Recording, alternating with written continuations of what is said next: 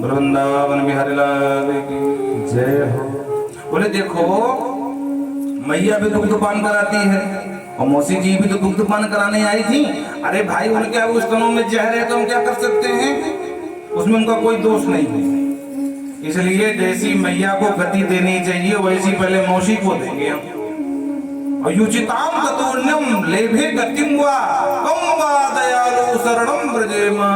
व्यास जी कहते हैं ऐसा कौन अभागा होगा जो ऐसे कृपालु ऐसे दयालु की शरण में ना आना चाहे। अरे भाई जिसने पूतना के दुख दोष अवगुण नहीं देखा तो तुम्हारे हमारे क्या देखेंगे।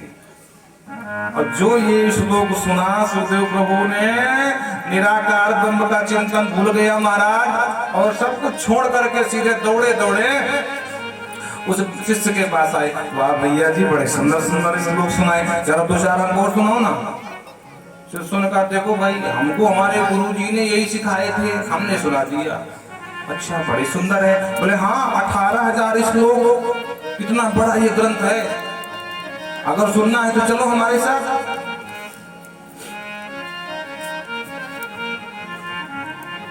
तो सुखदेव प्रभु को लेकर के आ गए और पात्र मान करके सुपात्र मान करके सांगो पांग विधि से समस्त भागवत जी का अध्ययन कराया अपने प्रिय पुत्र सुखदेव प्रभु को व्यास जी महाराज ने।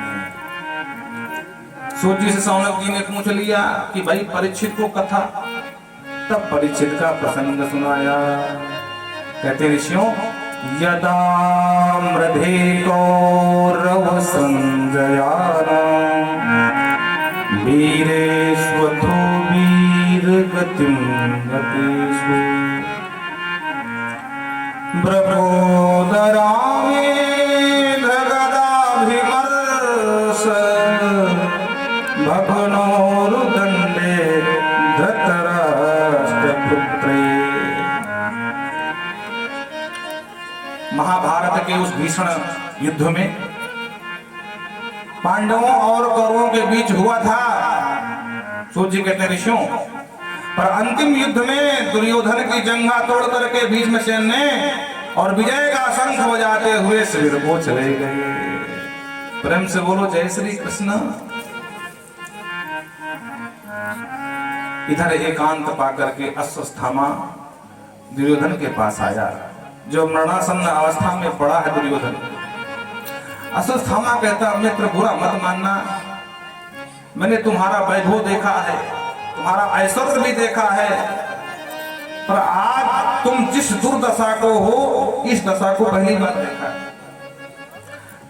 पर कर क्या सकते हो मित्र, आपकी भी मति मारी गई थी। अरे जिसे जिसे सेनापति बनाया वो तन से तुम्हारे तमे खड़े थे, पर मन से वो पांडवों के पक्ष में थे। और अगर सेनापति बनने का मुझ अश्वत्थामा को सौभाग्य मिला होता तो मित्र आज तुम इस दुर्दशा तक नहीं पहुंचते। हाँ युद्ध का परिणाम विपरीत हो जाता, आज तुम्हारी विजय हो जाती। पर क्या मतलब इन बातों से, जो हो गया सो हो गया। दुर्योधन ने कहा देख भाई अब इस बात का कोई मतलब तो है नहीं, मुझे मरने का या पराजित होने का बिल्कुल भी शौक नहीं है। देखो जिसका जन्म हुआ है ना उसकी मृत्यु भी होती है, और युद्ध तो हम क्षत्रियों का आभूषण है, आभूषण है, गहना है। युद्ध में जय पराजय, या तो जय मिलेगी या पराजय मिलेगी। बहुत बार जीता हूं, इस बार हार गया तो इसमें क्या है। बस कष्ट एक बात का है। अश्वत्थामा ने धीरे से पूछा किस बात का कष्ट है। बोले जब मैं विचार करता हूं कि शत्रु 5 और हम 100 में से एक भी भाई जीवित नहीं बचा मेरा, 100वां मैं हूं, मैं भी जाने की तैयारी में हूं, लेकिन शत्रु मात्र 5 थे, पर 5 में किसी एक को भी आज तक नहीं आई। कम से कम अगर एक भाई पांडवों का टपक गया होता तो मुझे मरते हुए दुर्योधन को कुछ शांति तो मिल जाती ना। अश्वत्थामा ने कहा मित्र दुखी मत हो,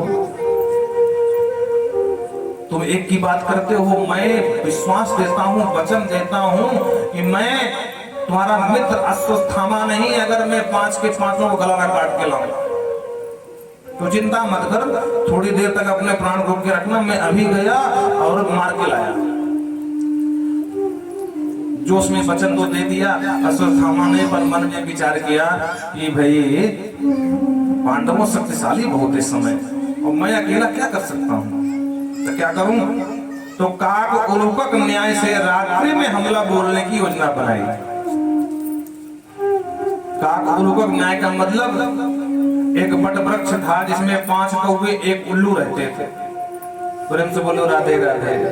हाँ बोलते रहो, ये हमारा जो है हमारी खुराक है, ये नहीं बोलोगे ना तो फिर भूख लगेगी, फिर आगे कथा नहीं हो पाएगी।